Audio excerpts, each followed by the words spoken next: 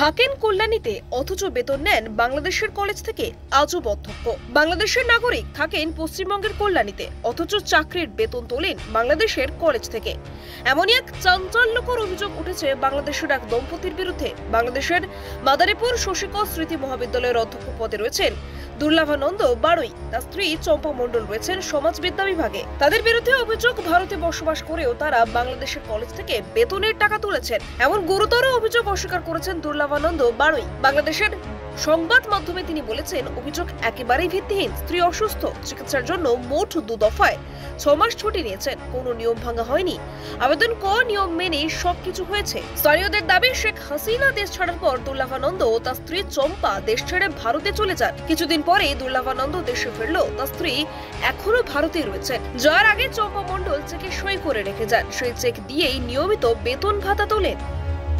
গত 18 মার্চ মাধ্যমিক ও উচ্চশিক্ষা দপ্তরের থেকে উভয়ের এমপিও বাতিল করা হয়েছে। আদেশে স্বাক্ষর করেন সচিব দীপায়ন দাস শুভ।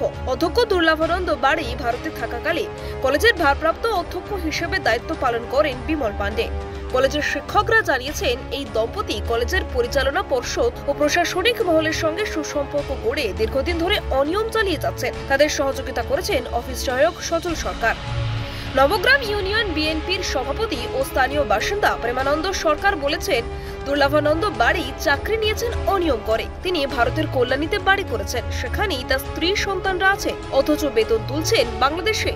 নামমাত্র মেডিকেল লিভ নিয়েছেন। সরকারি কলেজে 1 মাসের বেশি ছুটি দেয় না, অথচ তিনি ছুটি নিয়েছেন 6 মাসের। ডাসার উপজেলার নির্বাহী কর্মকর্তা সাইফুল আরেফিন বলেছেন, অভিযোগের বিষয়ে তদন্ত শুরু করে প্রমাণ পেলে আইন অনুযায়ী কঠোর ব্যবস্থা নেওয়া হবে।